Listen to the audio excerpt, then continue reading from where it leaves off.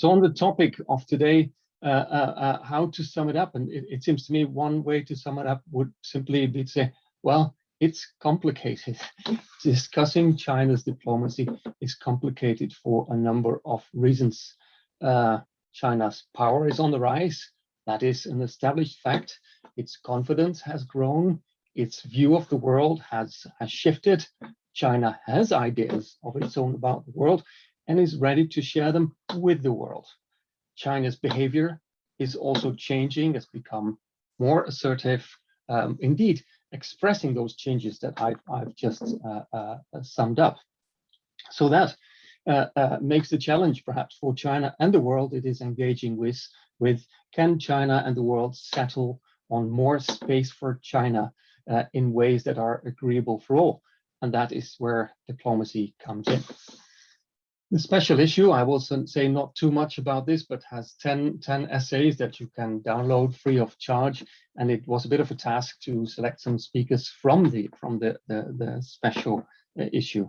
Whilst we were researching and writing this topic, quite a bit has changed. And I just have to mention COVID diplomacy or wolf warrior diplomacy. These were two terms and two developments that we were completely unaware of at the time when we started this project in a wonderful restaurant in Beijing in 2018. Now, it's complicated, it looks like a total cliche, but at the same time, so much true. Politics is everywhere in a discussion about China, and that is definitely complicating. As Qingmin and Paul and I have written in the introduction, writing on China's diplomacy is like venturing out onto thin ice, and ice that is getting thinner. And that seems to be the case in a way on both sides. On the side of the West, a discussion about China's diplomacy quickly becomes one on the China threat. And once you're in that place, it's really hard to find a way back when you're at that level of the debate, which is then no longer perhaps in part about China's diplomacy. In China, there are more people who study diplomacy than in any other country in the world, which was really, for me, a great discovery to meet kindred spirits in 2011 in China and to start a journey of collaborating with Chinese scholars. But the study of diplomacy in China is a sensitive subject, and this is a bit of a mysterious subject. And it is clear, of course, to all of us that the Communist Party, the party state, is calling the shots when it comes to diplomacy. So analyzing diplomacy, if that were merely echoing what the leadership says or packaging the actions, official actions as analysis, that would not be an academic pursuit. So discussing China's diplomacy has its complexities, but I'm absolutely convinced that the good thing, regardless of what we're going to deliver in this seminar, the really good thing of this seminar is that we are here with a mixed group of people, a very diverse group of people. It would be so comfortable to have it otherwise, to have a discussion on Chinese diplomacy in China with just Chinese scholars, or in the West with just Western scholars. So I'm really extremely thankful to all the contributors to be here. We have 3 speakers from China. You have seen there, and the other bios, you've received that in your email. So I'm not going to spend much of my time on introducing our speakers. We also have from the Netherlands, with Ingrid de Hoge, a very experienced researcher on China, who's been studying China for decades, I dare say, and has also lived in China.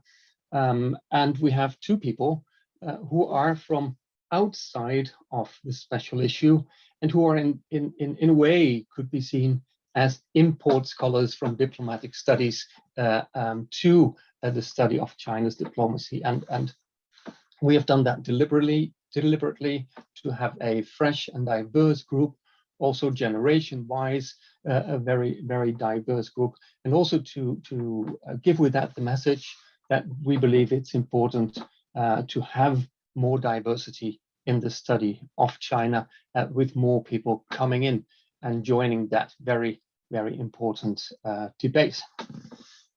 So with that, I would like to move to our first panel. The first panel, Recalibrating China's Diplomacy, where we have as three speakers, Zhang Qingmin, who's talking about what is Chinese about China's diplomacy, what are the special Chinese characteristics. Ingrid has been studying China's public diplomacy for a long time and will look at and will discuss how China's public diplomacy, or should one say diplomacy, has become more political. And what are the ramifications of that? And thirdly, also in 8 minutes, Saskia POSTEMA is going to talk on UN celebrity diplomacy in China. So in fact, the reception of the diplomacy of another actor in China, that article, which Saskia and I co-authored, is not in the journal, but it is can be downloaded free of charge in the most recent issue of International Affairs. So with that, I would like to give the floor to Qingmin, and for the first intervention of today. And Qingmin, it's so wonderful that we've been working together for so many years, and that you're here today. The floor is yours. Okay, thank you. Thank you very much. You know, the diplomatic studies not only need scholars to do research, but we also need leaders and organizers. So I thank you very much, Jan, for spearheading such an event. So based on my paper in the Hague Journal of Diplomacy on the characteristics of China diplomacy, I would like to discuss 3 points. The first point is that who, when, and why does China emphasize its characteristics? You know, first, the who. Usually, it is the endeavor of scholars who finds out the characteristic of diplomacy of a particular country that he or she studies. Just like what Geoff has done with about American diplomatic characteristics. But the Chinese case is that the Chinese government emphasizes its own special characteristics. In the early days, as the scientification of diplomatic theory in 1950s, and today, the distinctive feature of China's diplomacy. Second, when. And look back in history, there are 2 times the Chinese government emphasized its special characteristics. The first time was in 1880s and 1890s. The second time is from 1980s till now. The first time was when the China store was forced to open after it was defeated in the 2 Opium War. Facing the Western threat, the Qing government resulted to self-strengthening movement, which call for Chinese learning for essence, while Western learning for practical use. Before then, the Qing government thought its way of governance was universal, as the concept of all under the heaven indicated. And the second time was when after China opened its door to outside actively. In the late 1980s, when the Chinese government realized the threat from the West, peaceful evolution. So that is the 2 times.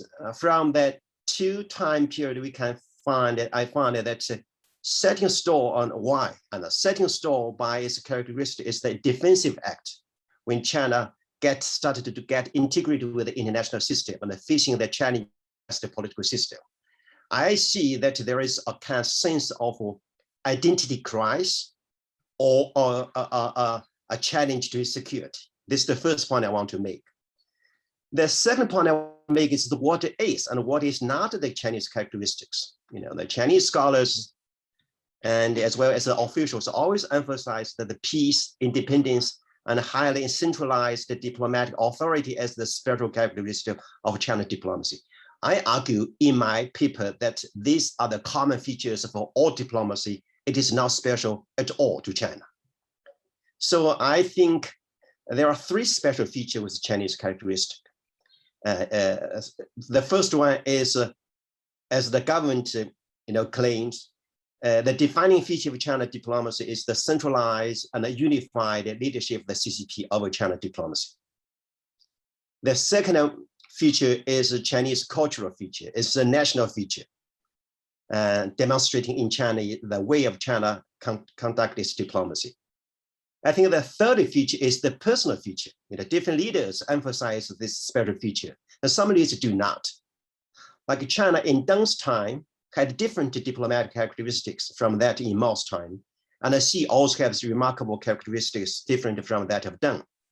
For example, Deng Xiaoping's had our capability and by our time differs remarkably from Xi Jinping's major country diplomacy. And Deng said in diplomacy that China should never be afraid of anyone, but China should at the same time offend no one. But on the other hand, Xi is different. Xi said China will not make troubles, but it is not afraid of any troubles either. A very different mentality. So those are what is and what is not. So the third point I want to make is the implications of emphasizing China's diplomatic characteristics. First is a domestic implication.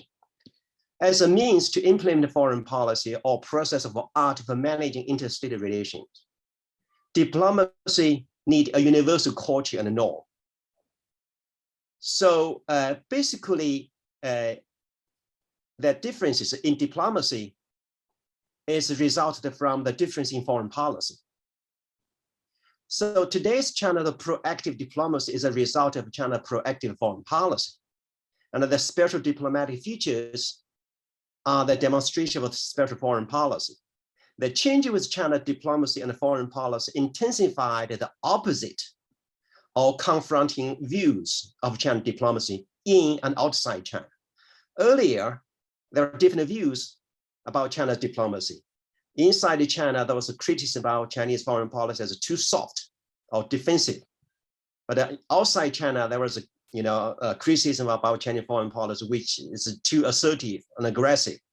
So today, it is no longer considered as soft domestically, but outside China, China diplomacy has been considered to be very, very, aggressive, or use the term which is now used, the warrior diplomacy.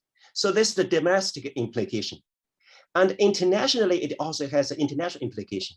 The political characteristics of China's diplomacy indicates a more confrontational foreign relation. China emphasizes the political system as a defining feature of its foreign diplomacy. And the party's, the CCP's leadership is the core national interest. At the same time, we see that in the later days of the Trump administration, Secretary Pompeo tried to separate the Chinese people under the Chinese party and trying to make an overt appeal for a new coalition of democratic nations to force the Chinese Communist Party to change the direction. Of course, this was refuted and declined by the Chinese government. So this has a big implication for China's relation with the West. So like it or not, a confrontation between different political systems and ideology is becoming a new focal point of confrontation between China and the West. That's international. And the third implication is for scholars who study diplomacy. China's major country diplomacy with Chinese characteristics offer a new sources and adds challenges to diplomatic studies. General questions include, what is special with big country diplomacy? What does it differ? How does it differ from a small country diplomacy? How does China's major country diplomacy differ from other major country diplomacy, say the US diplomacy, which has been criticized by China? As Ambassador Heiner keenly compared China's proactive diplomacy, proactive and effective diplomacy in his article in Hague Journal of Diplomacy, with the degrading role of diplomacy in the United States and Latin America. But more scholars, including like Ingrid and Paul, you have expressed concern in your papers that such diplomacy won short gains, but at the same time harmed China's global strategic position and led to a sharp increase in negative perception in the long term. So in this regard, I've been thinking, what is good diplomacy? What is not?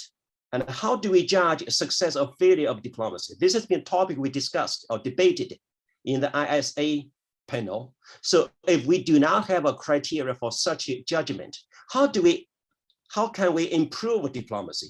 So this may be the major topics for future study in diplomacy. So with that, I think my time is so I will stop here. And first, there will be questions, and then I will be pleased to answer. Thank you, Jan. I will stop here.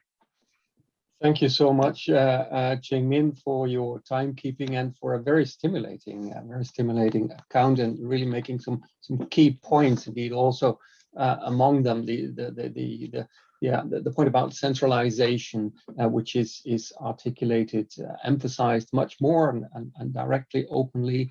We are day to day confronted with a mentality change, and I think for students of diplomacy, it is in two respects that China experience is of importance, that it is for the future study of diplomacy and our understanding of diplomacy, it's important to incorporate the historical experiences, ideational frameworks of others, rather than that they have a very narrow cultural scope. So that is definitely a good thing.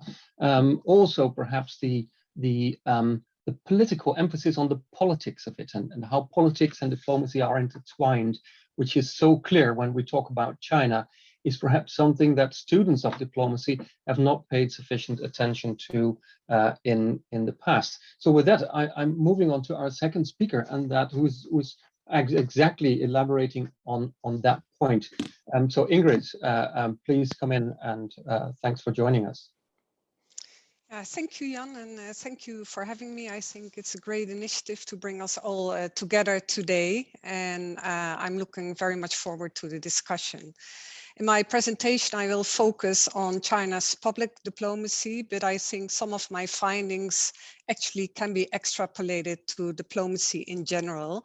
And I will also echo some of the things that Qingmin has just said. And I look forward also to the discussion with him. Your article provided me really with a lot of food for thought, Qingmin. In my article, I argue that China's public diplomacy has seen great shifts, both in form and in content. And these shifts, in my view, are the result of political developments after Xi Jinping took office as Secretary General of the Communist Party in 2012 and as president in 2013. And at the domestic level, President Xi strengthened the Communist Party's leadership, political leadership, ideological leadership over what he himself calls all areas of endeavor, so over everything. And internationally, Xi led China to become a confident and very strong player in global affairs. And I agree with also something Qingmin has written, namely that there is a sense of insecurity in the leadership. But I think towards the outside world, China presents itself as being very confident about the country, about Xi's leadership, and about the political system of China. Now, what are these political developments' impact on political diplomacy? I found firstly that the party and the government has strengthened its leading role in formulating public diplomacy messages and in coordinating and controlling public diplomacy activities. And this is not new, and Chinese government has always dominated the execution of public diplomacy.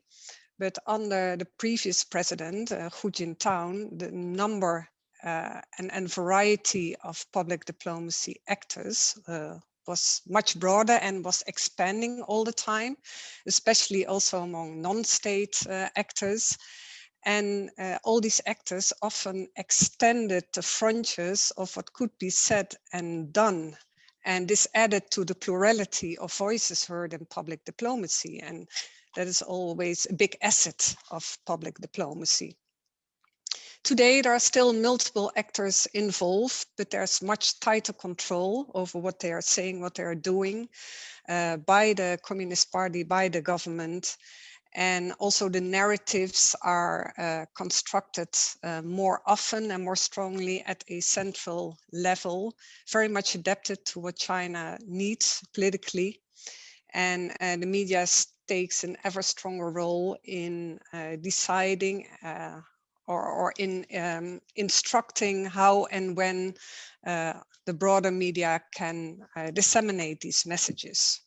So there's not much room anymore for spontaneous actions, for personal interpretation. The plurality has decreased, and there's an increasing state-centeredness. The second impact is that the international dimension and the domestic dimension of public diplomacy have, in my view, become much more intertwined. So the domestic dimension is communication to domestic audiences, and the international, of course, to international audiences.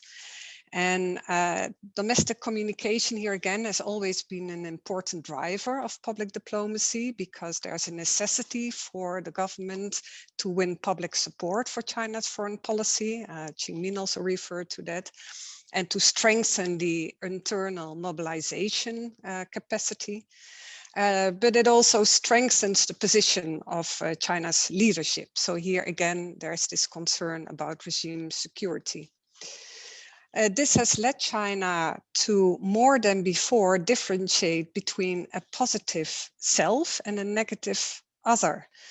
And in doing so, China exercises what Bill Callahan has coined a negative soft power.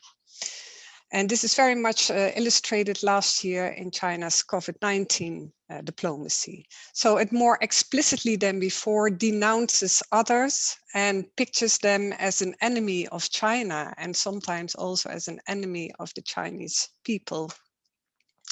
A third impact is that Chinese scholars and policymakers are no longer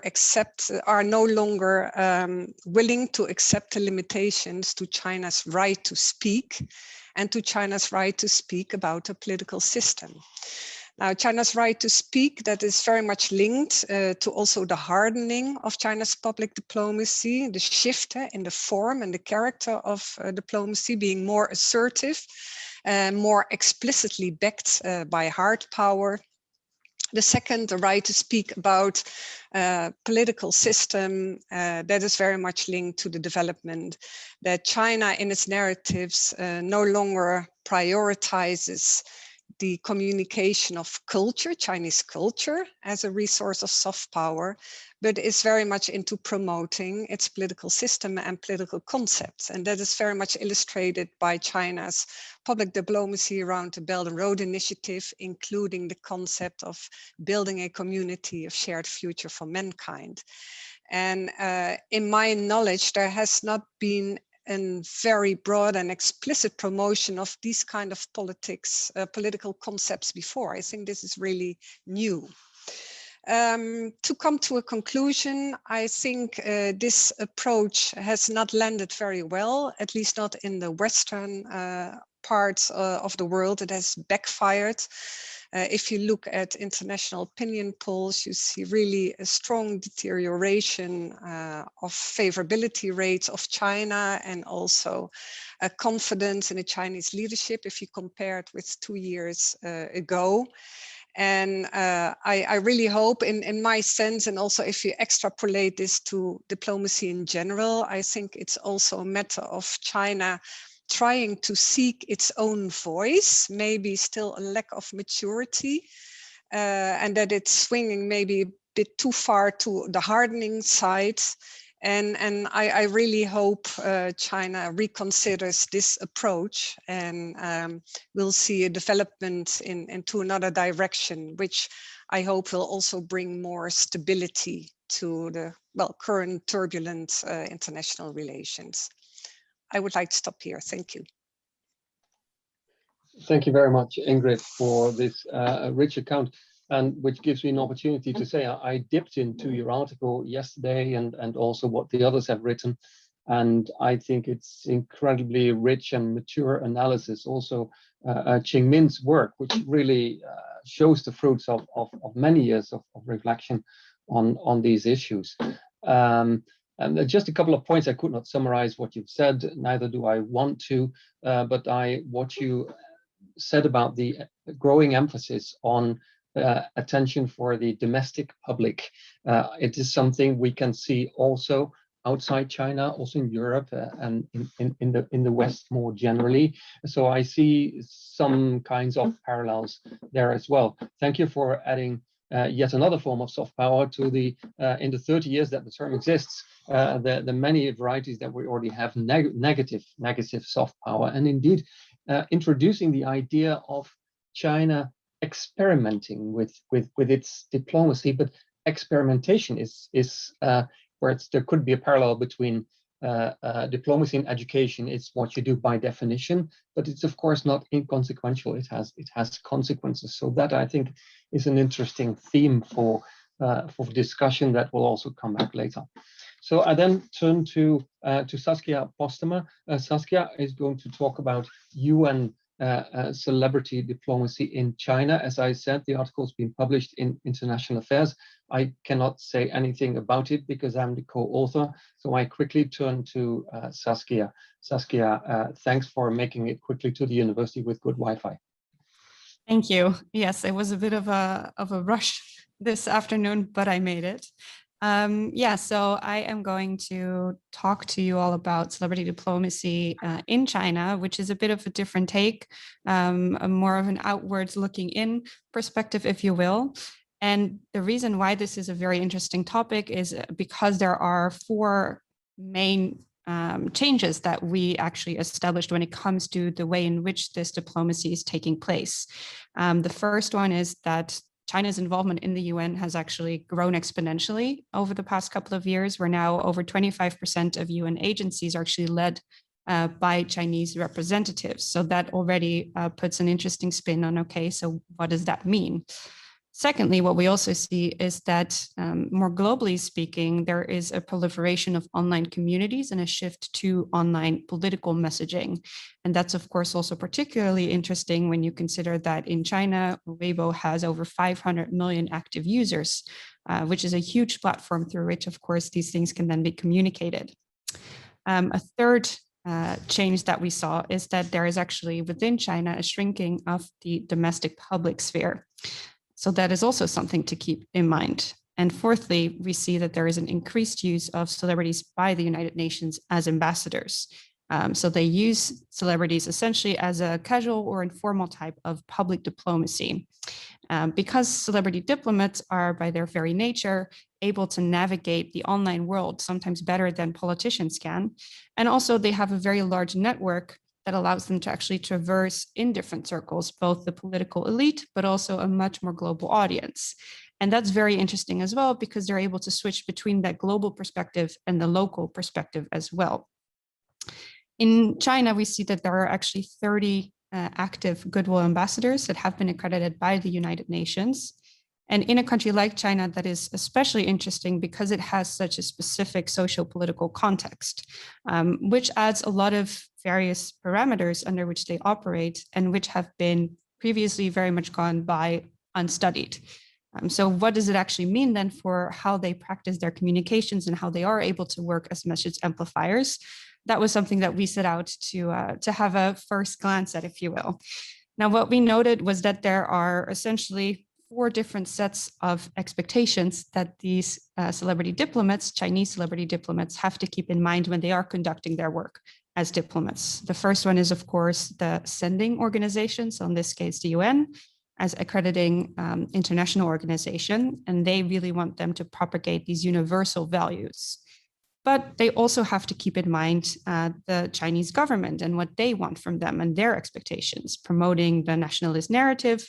And again, these Chinese stars are, of course, very well equipped to do that and to communicate that with the domestic public.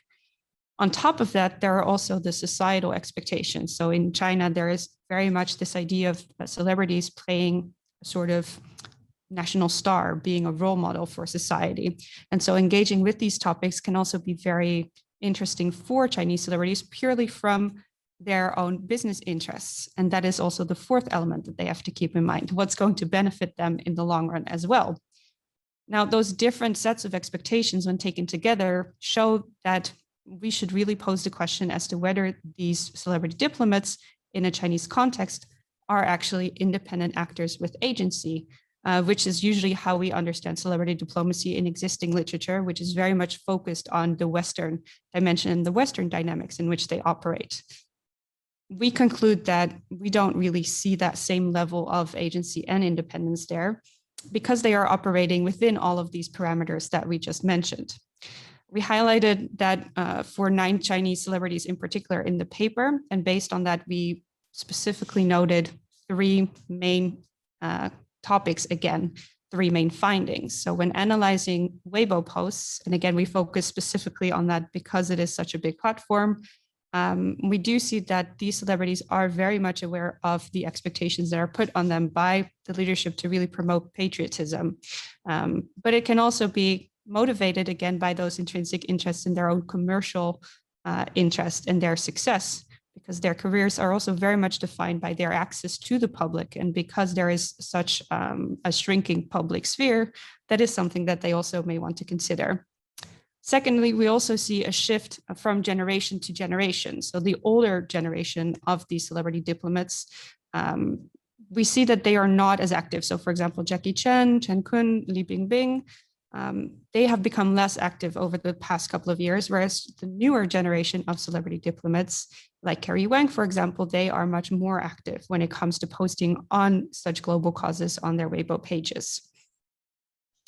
Now, what we also see, thirdly, is that the activism when it comes to the messaging itself has become much more symbolic, because by using symbols, slogans, it's a lot easier for these ambassadors to essentially represent the ideas that they have been hired, if you will, accredited to share without having to compromise, and they are able to avoid the political entanglement within the Chinese domestic sphere as well. It's essentially a middle road that helps them satisfy all these different expectations from their fandom, but also from the United Nations and from the Chinese leadership. That means that the space and the different avenues that are available to these celebrity diplomats to discuss, for example, the Sustainable Development Goals as they apply to China, has definitely shrunk over time. And that, of course, begs the question that we should look into this more, and that we have a profound need for further analysis when it comes to local political and cultural contexts and how they shape the messaging of celebrity diplomats, and see how these are adapted to or by the receiving state. And I think that's it. I'd like to end there. Okay, thank you very much, Saskia, for this summary of our paper, which is actually the work of 3, you and I, and with excellent research support by Charlotte Blank. It's been an interesting journey in which we hoped to contribute to the literature on public diplomacy by looking more at how messages are actually unfold, are translated, are changed at the receiving end. Also the literature on celebrity studies, which is completely Western oriented, and celebrity diplomacy, which has ignored so far the online dimension, which we feel is, as you explained very well, very much dominant in how these celebrities manifest themselves and engage with their following. So thank you so much for presenting this paper, and for people who want to read the shorter version, according to International Affairs 5 minutes, there is a blog on the Chatham House website.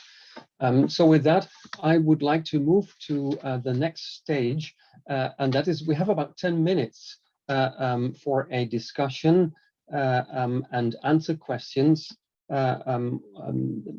ask questions to the speakers on the first panel. And first, I would like to invite whether any of the other panelists perhaps would like to come in with a comment here on what has been said so far, or Qingmin, Saskia, and Ingrid could also, of course, react to what others have said. Any comment from the panelists?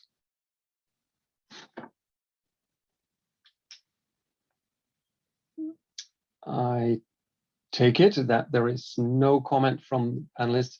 A question to colleagues, in which case we move on to the Q&A, and Daria and Merle have kindly agreed to collect questions and pose the questions to the three speakers. So whom of the two of you can I give the floor, please? I will start. And the first question comes from Peter Kesselberg. And this question is for Professor Zhang.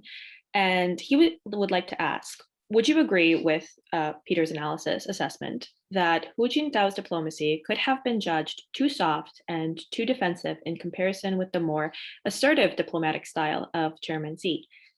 Thank you. Okay, thank you very much. Qingmin, can I turn to you for this one? I see that there are several questions raised here at the right column, but this is a very good question. I think, yes, I think that's a common judgment that the Chinese diplomacy or foreign policy in Hu's time has been too soft, and it has been under criticism from the domestic audience. And since Xi took office, took the place of Hu, and especially after the China diplomacy become proactive, there has been less and less criticism from the Chinese audience about about Chinese foreign policy. I think many of the Chinese, I think the mainstream Chinese, I think have been very, very satisfied with the Chinese foreign policy today and diplomacy today, and it is no longer criticized as too soft. But as I discussed at the end of my presentation, the downside of it is this, that internationally, criticism and negative view has been on the rise. That is the situation. Thank you so much, Qingmin. I'm moving back to Daria and Merle for the next question to any of the three speakers. All right, I have a question which is directed to Ingrid from Weichen. Do you think China's aid to Italy during the initial phase of the pandemic has been effective? Why does China's public diplomacy work better in some European countries compared to others? Okay, Ingrid, over to you. You've been studying European perceptions of China quite a lot, actually. Long time. Yeah, let me also first say I have lots of things to say after the presentations by Saskia and Qingmin, but I didn't want to take the time away from the questions. I hope to have another opportunity to discuss more detail with them. Yes, a very good question, Weichen. Of course, it depends on the political situation in a country, but also on China's specific actions in a country. And indeed, in Italy, the crisis was extremely serious in Italy at the beginning of COVID-19 pandemic, and China quickly sent a lot of help to Italy, and of course people were very grateful for that, and that may have resulted also in these slightly higher figures in favorability rates. But then again, later that year there was a European opinion poll which all over Europe led to again deteriorating favorability rates, and I think the problem is because China indeed gave a lot of help to many countries, but in some cases it added political strings to these aid activities, and I think that was not received very well by European governments, and there were some instances in which China tried or even succeeded in censoring European politicians, European diplomats in their comments on the COVID diplomacy. So I think it was the wider context that led to this backfiring, although China did send a lot of help to a lot of countries. So that it's a broader context in which this was taking place. Okay, thank you very much, Ingrid, and thank you for being so kind and totally right by giving the preference to listening to the audience's questions, to give a voice to the 65 people in this room. So with that, I'm going back to Daria and Merle for another question from the audience.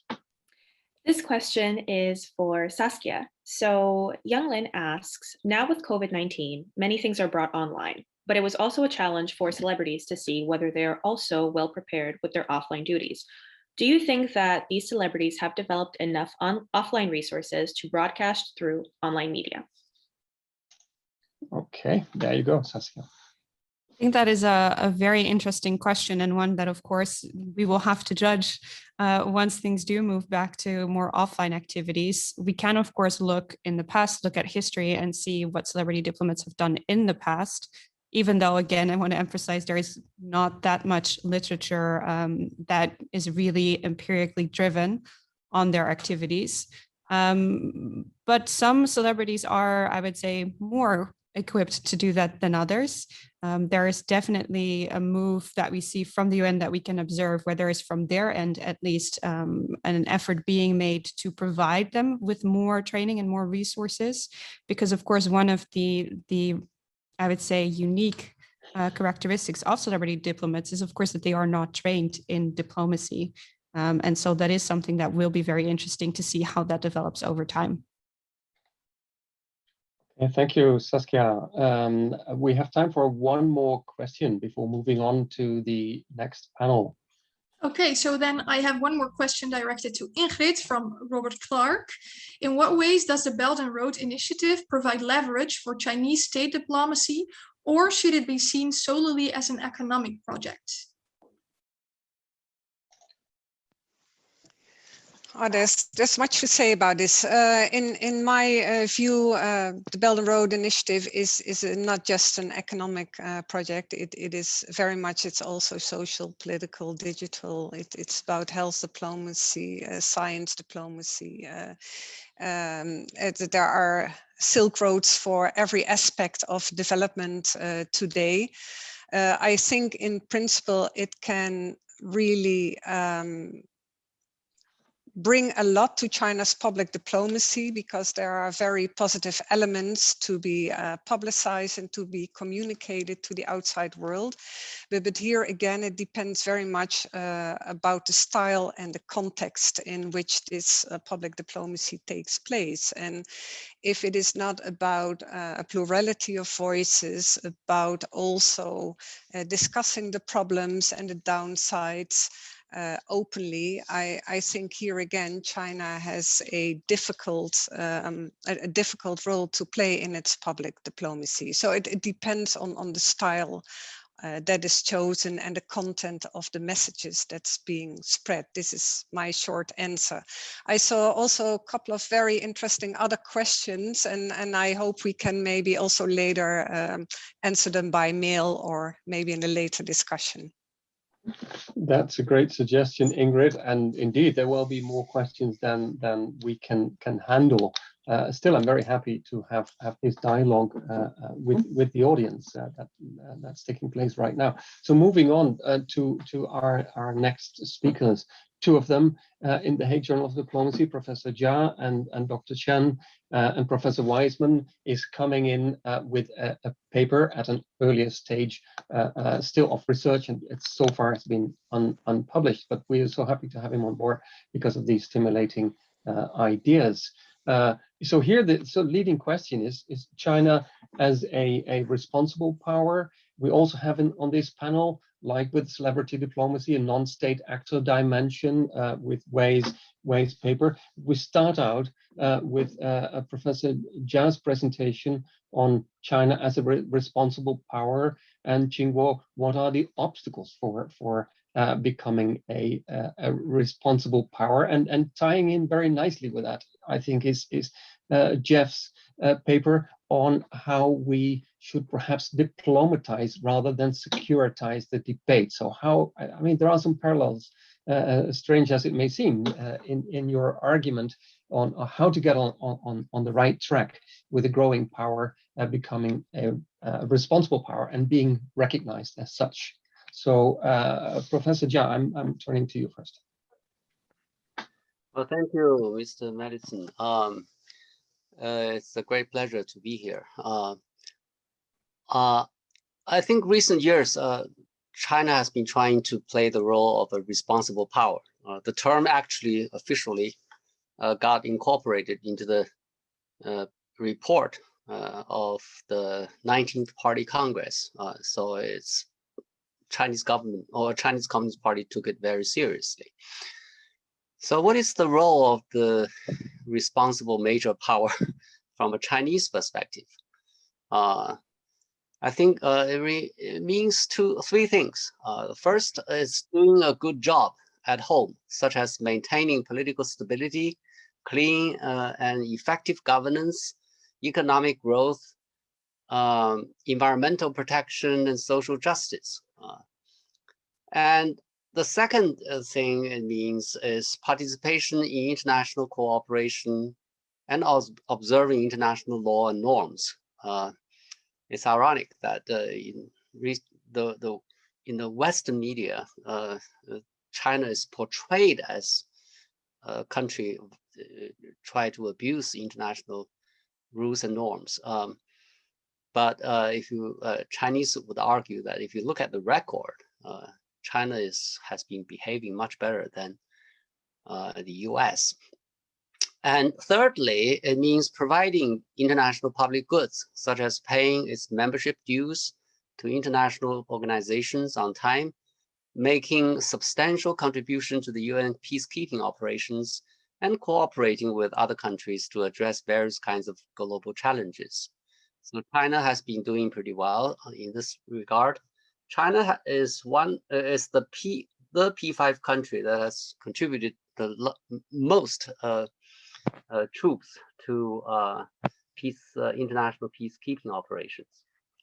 So to the Chinese, these are what it is meant by playing a role of a responsible power. So China has made a lot of efforts in this regard, including active participation in international peacekeeping operations, collaborating with other countries to deal with climate change, and also trying to help fighting the COVID pandemic. Actually, my paper used this as an example, how much China has effort China has made to help others after it managed to control the pandemic at home. However, Chinese efforts have met with stiff resistance from the West. Actually, have met a lot of effort to demonize China, especially during the Trump administration. So that basically China had to fight back. Including this is the background against which this so-called warrior diplomacy came into the picture. So how does one explain this development? Why has China's efforts not being appreciated by the West?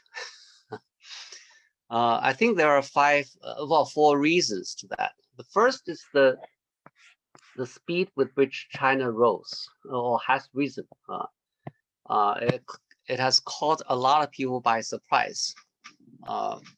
People in the West are not prepared for this. And the people who subscribe to the realist theories, they believe that the conflict between China and the US is inevitable.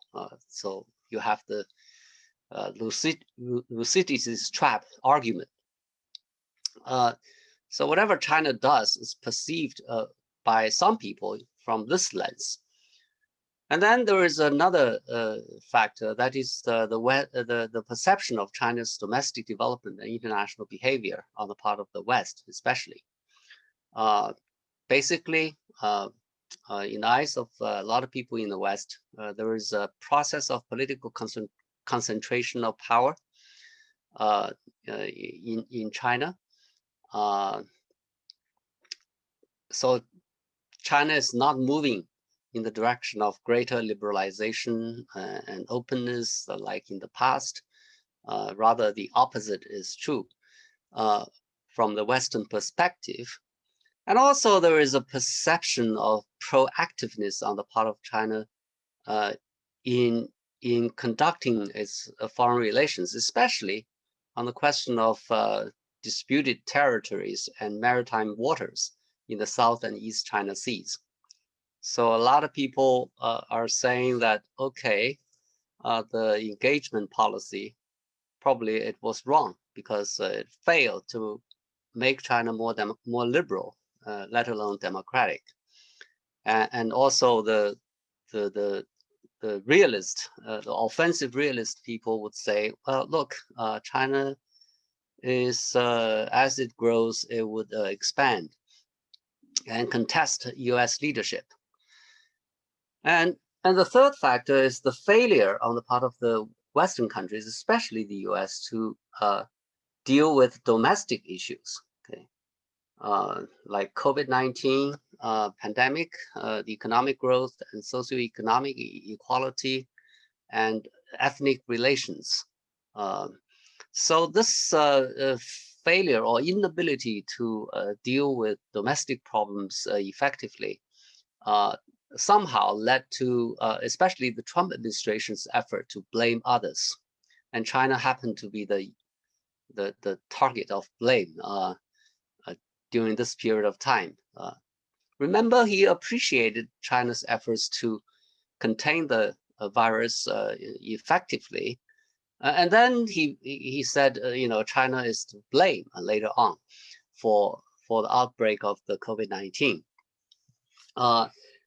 So the change is for domestic political reasons. And then finally, the role of the Trump administration. You know, this administration is very weird, very atypical of American administration. It relies on lies and misinformation in conducting domestic and international politics. So whatever China does is later on is portrayed in an extremely negative light, and it fans up fears of and frustration of what people have with China, and then try to provoke some kind of a confrontation to serve its domestic agenda. Looking ahead, I think despite the difficulties and challenges in China's search to play the role of responsible power, it appears to me that China is likely to continue. It's a prestige thing, and also, you know, this is championed by the leader. So it's time. I think it's time for both the West and China to pause and reflect. The West should consider whether it should encourage or discourage China to play the role of a responsible power. And China probably should think about why it was treated in such a negative way, even when it did things right in its attempt to play that role. If the West and China can learn something from this, they may be able to find a way to coexist peacefully and manage their differences and work together where they have shared interests. If that's the case, then both countries and the world can benefit. Thank you. Thank you so much, Qingguo, for this. Your presentation is extremely refreshing in the forum that we have, where any reader would immediately recognize this as a very much a Chinese perspective. The idea of the forum in the journal, where we have, apart from research articles, these shorter argumentative essays, is precisely to stimulate this kind of debate. In the forum, we have also contributions by, apart from Qingmin's piece, Professor Sun, Kerry Brown, and Jas Freeman, the latter two old China hands in the Western community of China observers. So thank you very much for that. And with that, I'm moving on to Jeff. And Jeff, I hope you don't mind that I called you and also Saskia sort of import people from, I think, very necessary import, also because people who study diplomacy may ask slightly different questions than people who study China per se, or China's foreign policy. So I'm really looking forward to your presentation, and thank you very, very much for staying up late for us.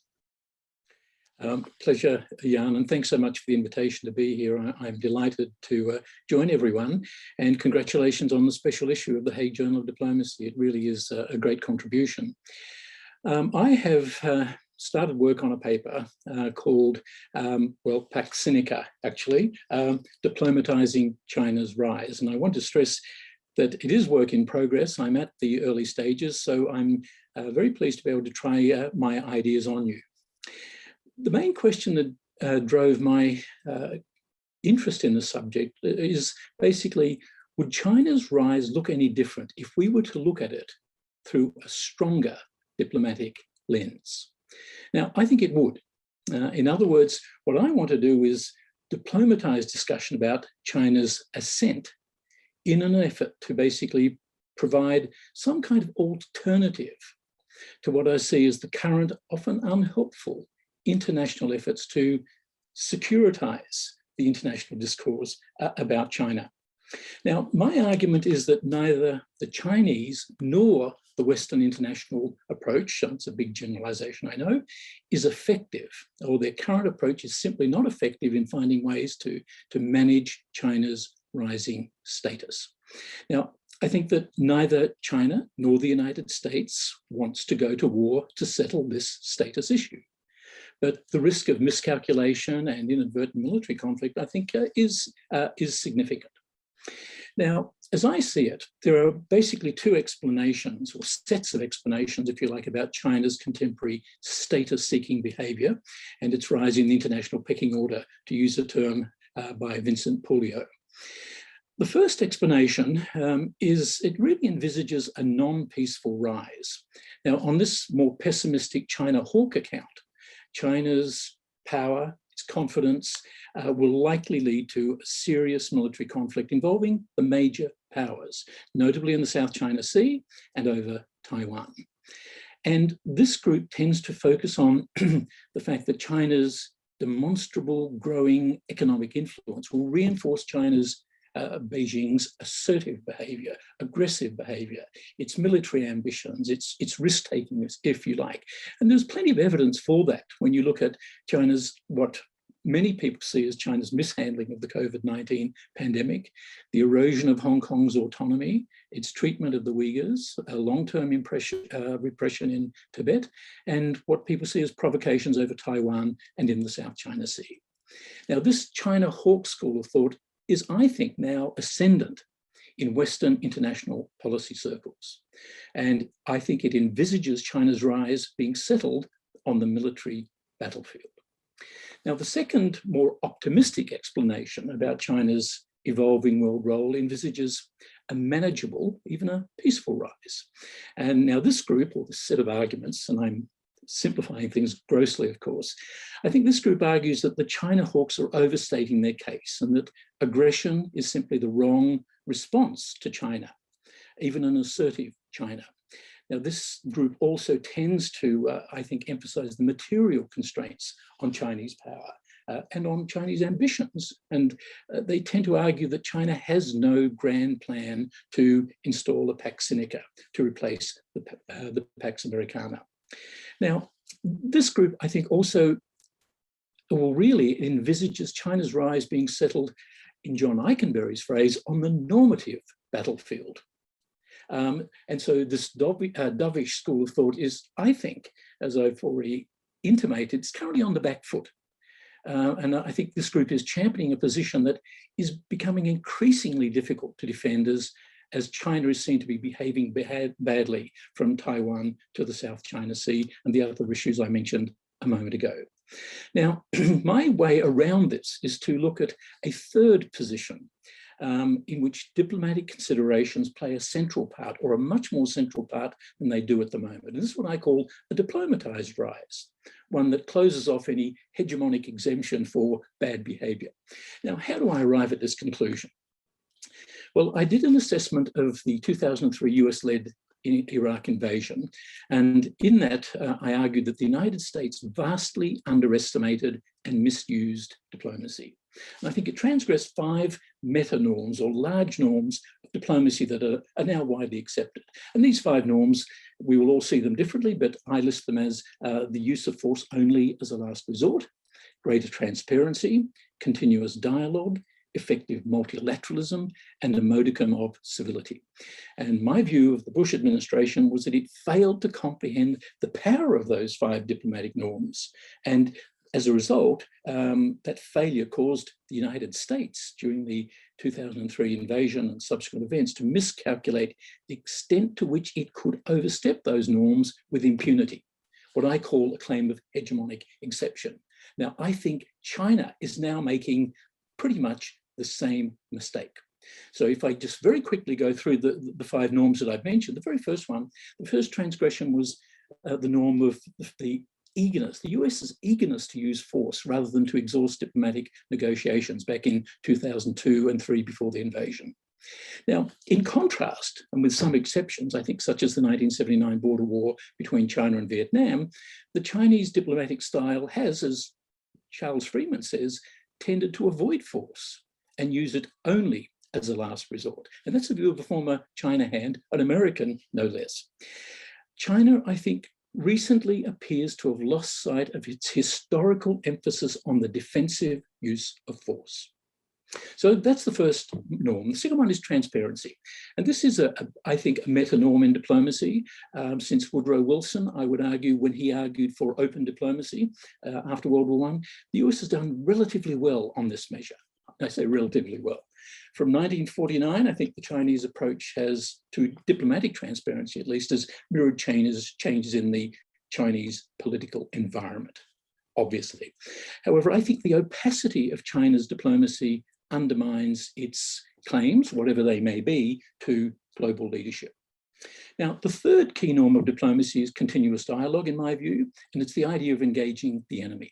Historically here, the United States largely rejected this argument, for many years not recognizing the Soviet Union, China itself, Cuba, Libya, Iran, North Korea, and so on. And to me, that was a resort to the US setting its own rules, to a hegemonic exception, if you like.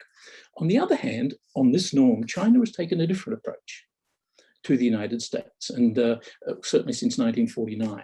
So, for example, China maintained diplomatic relations with India and Vietnam after it fought wars with them, both in 1962 and then in 1979. Now, on multilateralism, the United States has an ambiguous century-long relationship with this norm, effective multilateral diplomacy.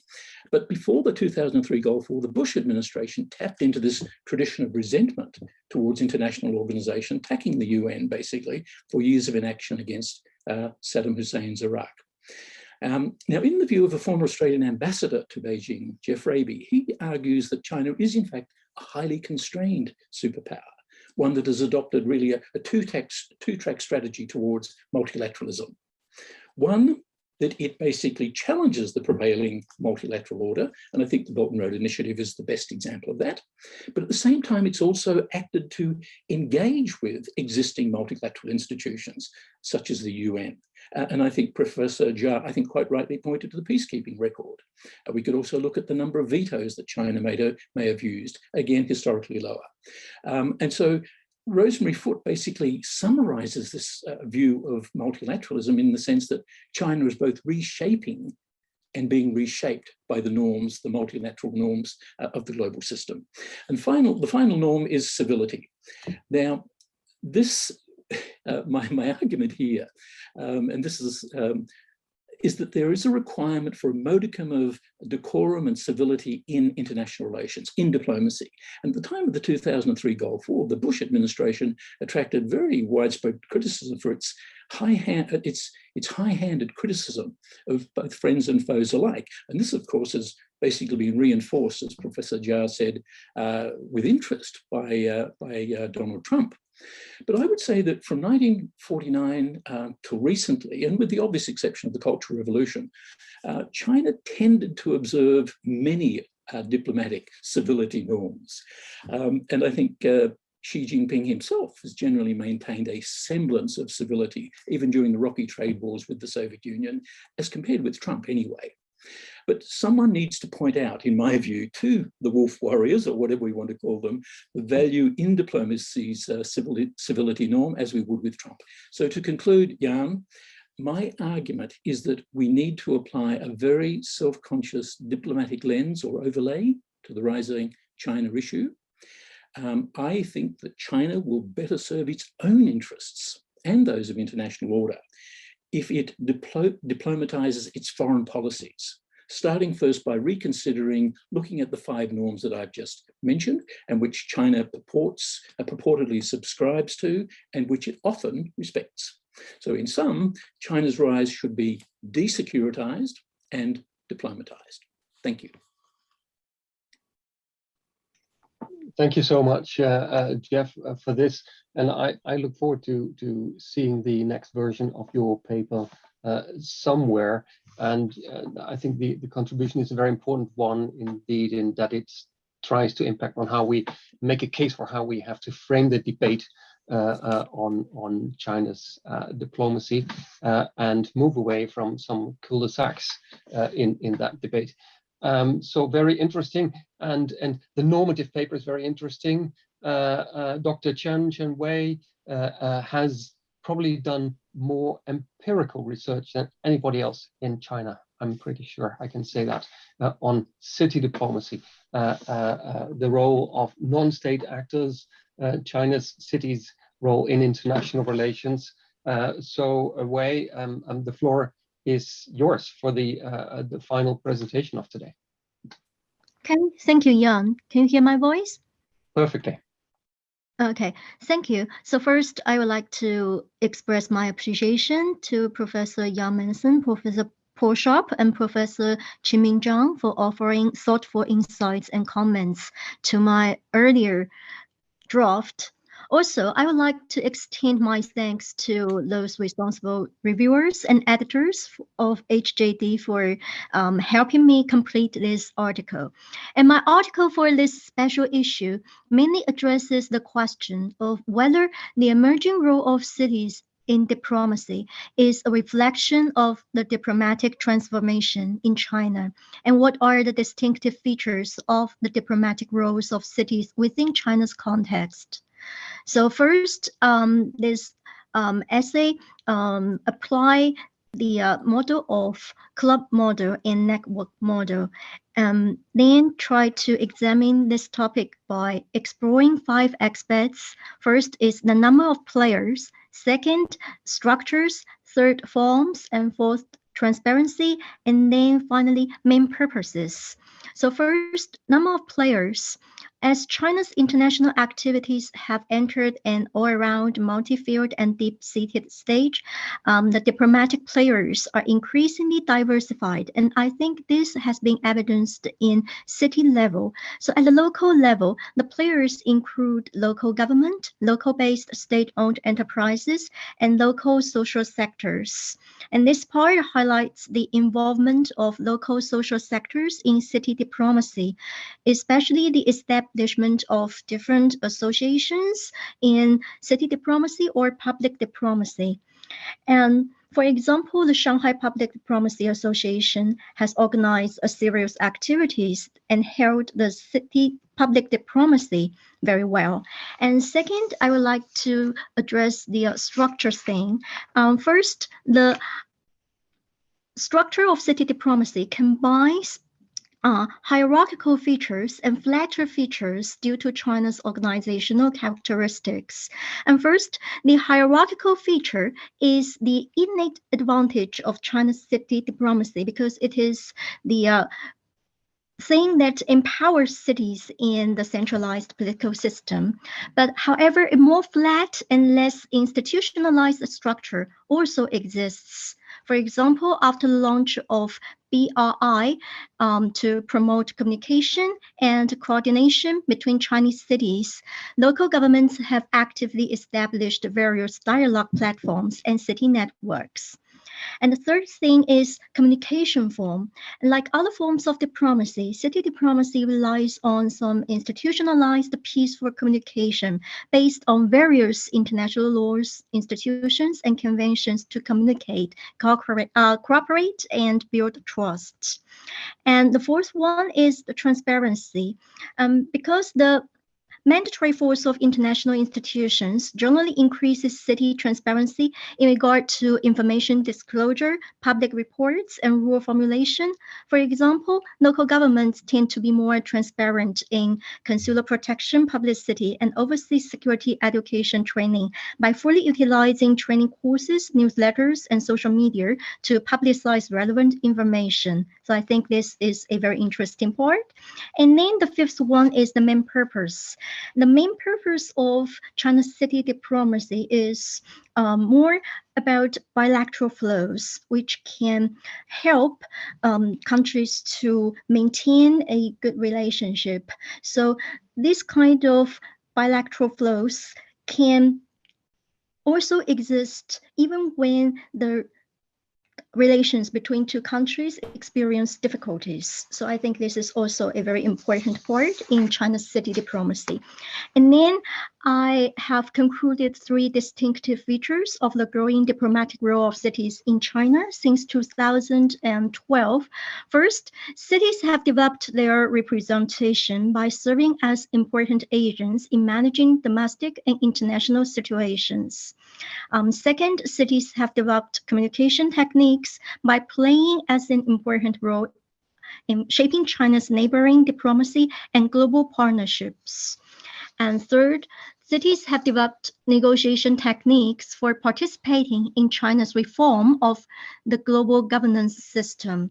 So to conclude, with the more intertwined trend of global and local matters in this era, the future of the diplomatic role of cities in China may still be a hybrid reality that is ultimately or essentially decided by the club model, but at the same time cannot resist the involvement of those factors and networked actors that are traditionally underestimated. So my argument is that the club model is fundamental and institutionally decided, while the network model is functional, issue-oriented, and task-based in China. Therefore, cities in China have enhanced their status in overall diplomacy by helping to consolidate the social foundation of relations between nations and promoting the establishment of a new mode of international relations, as well as a community for the shared future of mankind. Thank you. So I will stop here. Thank you. Thank you very much, Wei, for this. And there is an interesting connection, of course, between Saskia's paper and your paper, both looking at the role of non-state actors in a diplomatic system that is highly centralized and top-down. If I may ask you one question, Wei, you've been looking at the work of many cities, and you referred to the expertise at the local level. Is there anything in particular that has impressed you in terms of city expertise when it comes to the conduct of international relations? So yeah, I think Shanghai may be an impressive one. And why?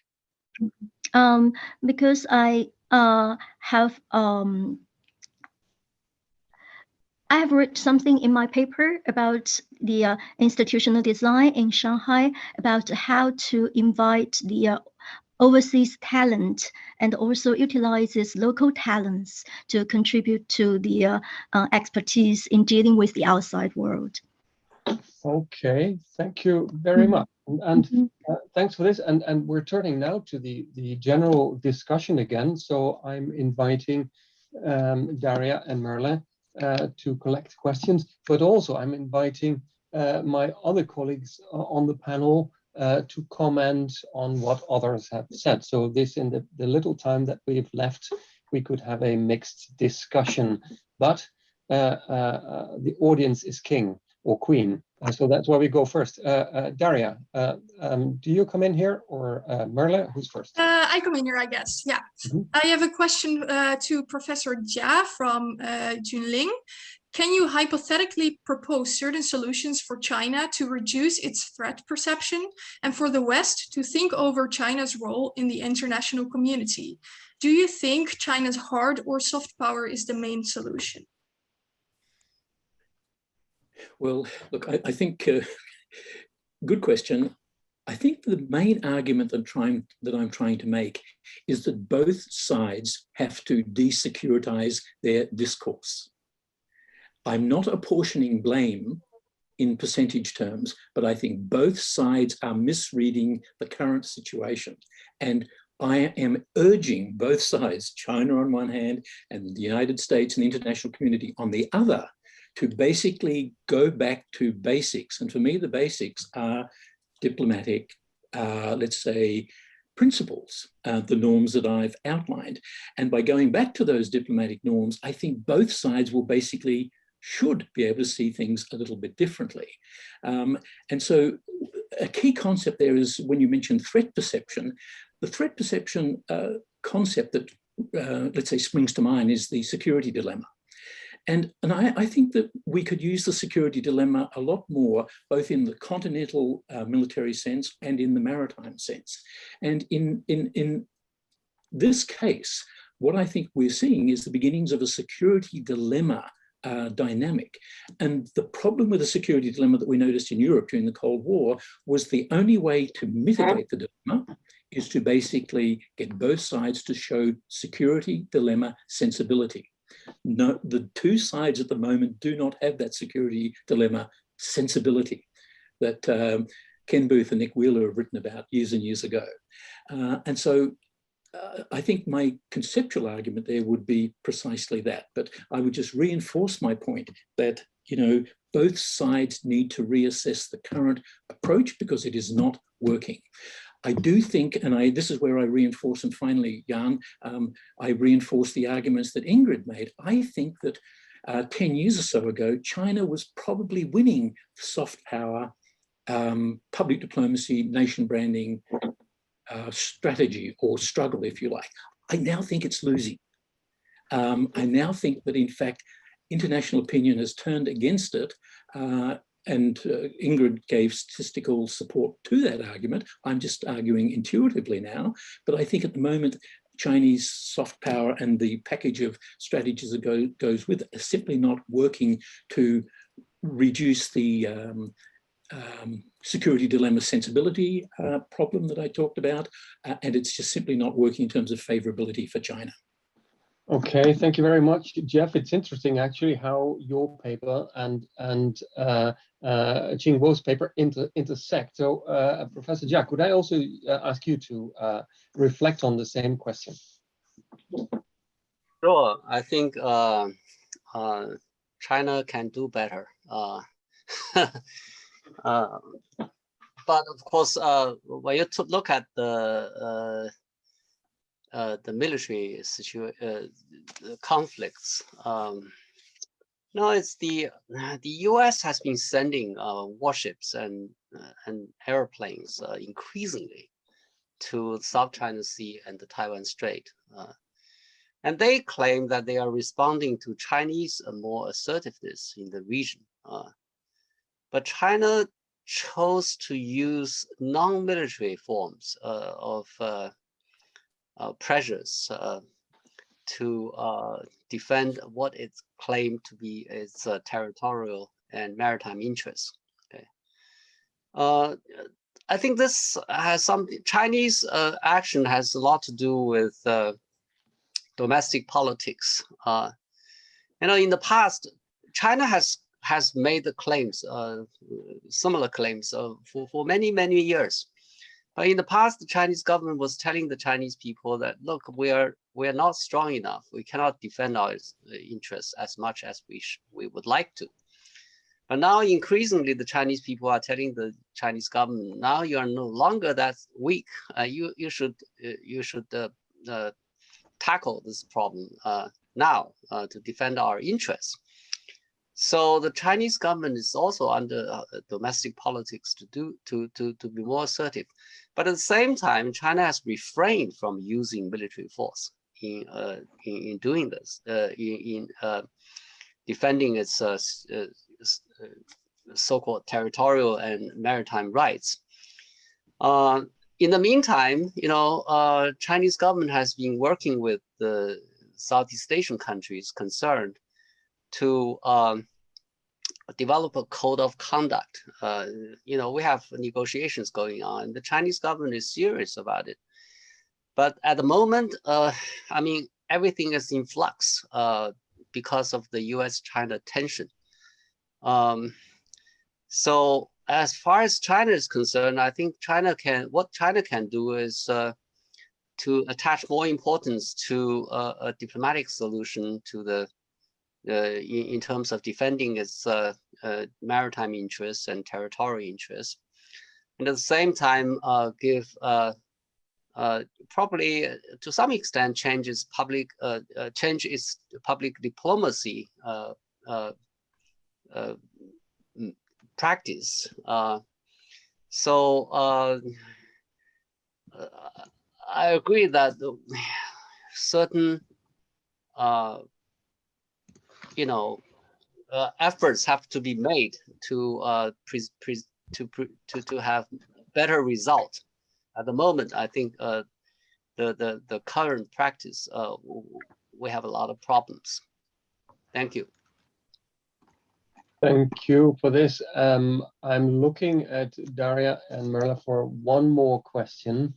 And after the response, I'm going to also invite as a very short concluding comment, turning to Qingmin as co-guest editor on the special issue, or perhaps a final reflection what he's taken from these talks that we are having. Daria, is it your turn? Yes, so this question is for Dr. Jeffrey Weissman. And it is from Young Lim. So the question is, the South China Sea conflict shows that China resorts to its own historical customs to deal with conflicts with other countries rather than through the common international norms. In that case, do you agree that the problem of China's diplomacy and conflict with the US lies very much in China's own development to international relations and diplomacy? Thanks, Daria. I will be much quicker this time, Jan. Look, I think it is very difficult to find a convincing self-defense rationale for China's militarized augmentation of islands in the South China Sea. And as I argued in my presentation, I think this actually conflicts with China's laudable history of emphasis on the defensive. And I think this is a break with China's own tradition, funnily enough. And so I think my argument would be that China should basically, completely suspend military activities and militarization in the South China Sea. Now, the response to whether this is a part of China's own development, look, I actually do have the impression that the Chinese public revels in wolf warrior diplomacy. And I think several speakers have spoken to that. And I think that's a problem. But at the same time, I don't want to, as I say, apportion blame to one side over the other. I think I've been pretty critical of both the US and the Western side and also to China. And I think both of them need to reassess their current approaches. That's my basic message. Thanks for this, Jeff. I'm curious, and there are more questions in the chat. So please, Daria, Merla, give us another one. Who's next? I will ask a question from earlier on, and it was from Miriam, and it was directed to Dr. Qingmin. And the question is, why is China's diplomacy unable to cope with the negative narrative regarding its rise in the world? So yes, any comments? Okay, Qingmin, there you go. Okay, why? I think Professor Zhang addressed this question. I think that depends to whom you are raising this question. You ask a lot of Chinese. This ask the Chinese Foreign Ministry, they will not say, they will not agree with you. They say we've done excellent and been very successful. But if you ask, scholars, especially scholars outside China, they will answer, and it's been very, very negative. I think there are different reasons. Professor Zhang addressed the domestic reasons. From the Chinese side, I think a lot of domestic concerns, which has driven China's foreign policy and diplomatic behaviors. But on the other hand, I think the outside has a very different expectations for China. And those expectations and the expectations from inside of China and sometimes conflict with each other. I think it is very, very difficult, but I would echo Geoff's suggestion that we need to diplomatize those kind of problems. I think diplomacy might be the only means to address the problem. If China resort to other means other than diplomacy, like military or security, and it will be very counterproductive. So in this regard, I think this webinar is very important. I think there should be more and more people discuss and study diplomacy, and especially we need to teach the politicians in China and in other countries. They should refer to diplomatic means more than other military or strategic or security means. I think this is my short response. Thank you very much, Qingmin. That almost is also like an answer to my question to give us a reflection on the talk that we've had as a whole. I know you're thinking laterally and at a meta level about what this seminar contributes to what we've done with this special issue. Is there any other thought you'd like to share with us? Ask me, right? Yep. Oh, I think there has been, international studies is a very hot issue, and every day we may have different seminars, online webinars on international relations. But most of those webinars focus on security, and power politics, IR theory, and those kind of stuff, domestic politics, U.S.-China relations. I think there's been few, seminars on the very important means of diplomacy. I think the Hague Journal of Diplomacy as the flagship of the subsection for diplomatic study of International Study Association is a very important, it's at a very important position. And over the years, due to your successful leadership, and it has made a lot of contribution. And at this very moment, I think we discuss a lot of China diplomacy, the rise of China, the proactive diplomacy of China has offered a very good object, for scholars who study diplomacy to use China as an empirical case. As I discussed in our discussion, that any theories of diplomacy that neglected China diplomacy might not be called international theory of diplomacy. But on the other hand, the Chinese, we cannot simply contribute light industry products. We want to produce and want to contribute concept of governance, Chinese experience, Chinese wisdom.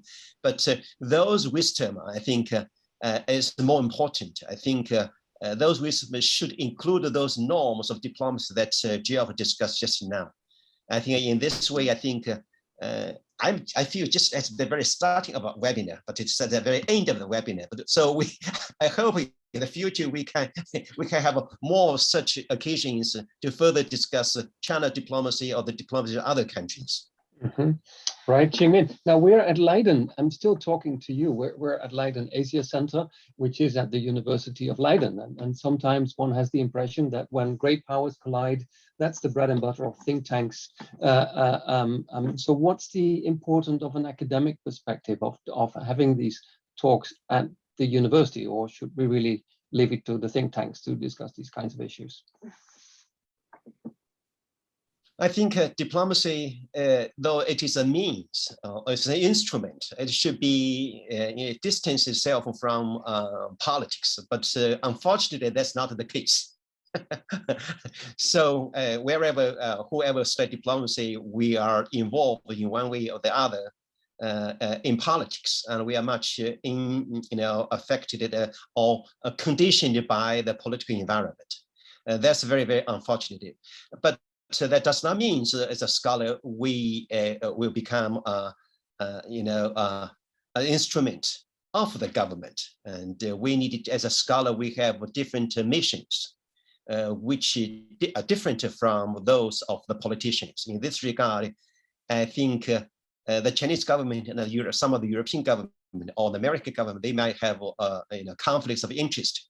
But I do not see that we have conflicts of interest or conflict ideas here today. So that is very good. In this regard, I think we scholars, we can form a common ground first, and we cannot persuade and influence our respective leaders. But as professors, we can affect and influence our students who will in the future become the leaders. And hopefully, and they will resort more to diplomatic means rather than military means. And so this is the first point. And then the other point is that today there are a lot of think tanks, and especially in China. But the think tanks in China, it differs from those think tanks in many of the West countries. In a way, to what extent they are independent and how they contribute to the policy making. So it's very, very different. I think there should be more exchanges between think tanks, which in diplomatic sense is called track 2 or track 2 diplomacy. And when track 1 diplomacy does not work, and the track 2 may play a role. And thirdly, I think I really appreciate Ingrid's work on China's public diplomacy. I recommend to my students who study diplomacy. But I have the view that if diplomatic relations or the political relations are not good enough, we cannot simply rely on public diplomacy to change the situation. And the diplomatic relations or political relations are the essence, and the public diplomacy is something, to subsidiary and subordinated to political relations. So we could do something from the subsidiary position, but we cannot change the political positions. To say that, I mean that our role is very much limited. But that means we do not cannot play any role. I think we still have a lot of role to play. And in this regard, I think I look forward to the more communications and discussions like this in the future. Thank you very much, Qingmin. That's definitely the idea, to have more of these types of discussions with groups of people and scholars from both sides. And I also take your point that indeed the more systematic empirical research and reflection, also normative reflection in the sense of some of the papers, helps moving the debate forward, taking us out of the tracks of commenting on current affairs, which is a contribution of academia, of the university. And definitely, rightly, you referred to the work of our students. I personally think that some of the most exciting research is the research that I read by people between 20 and 30 years old. And it's one thing to have a great idea. It's another thing to really pursue that great idea and translate it into a written product that contributes to the academic debate. But I see a lot of exciting work coming up here, definitely. And so that's a point I'd really also like to make here, also to the audience, including many Gen Z people with an interest in this topic. So to conclude the seminar, I recommend you to read the articles in the journal. We've only seen 4 authors here in the special issue. The other 6 are there as well and can be downloaded free of charge until the end of the month. Of course, I'd like to thank very much LeidenAsiaCentre. It's wonderful to team up like this, and I hope that we can do that again in the future. Certainly, this experience, which has been, let's admit it, it's been a tough one to get this special issue together, but this has also been an extremely rewarding experience, and it motivates the Hague Journal of Diplomacy editorial team to do more on China. So if you want to stay tuned and informed about this, do follow us on Twitter, do follow our LinkedIn account, or look at what Saskia says today on our Instagram, our Instagram account, which we have just launched.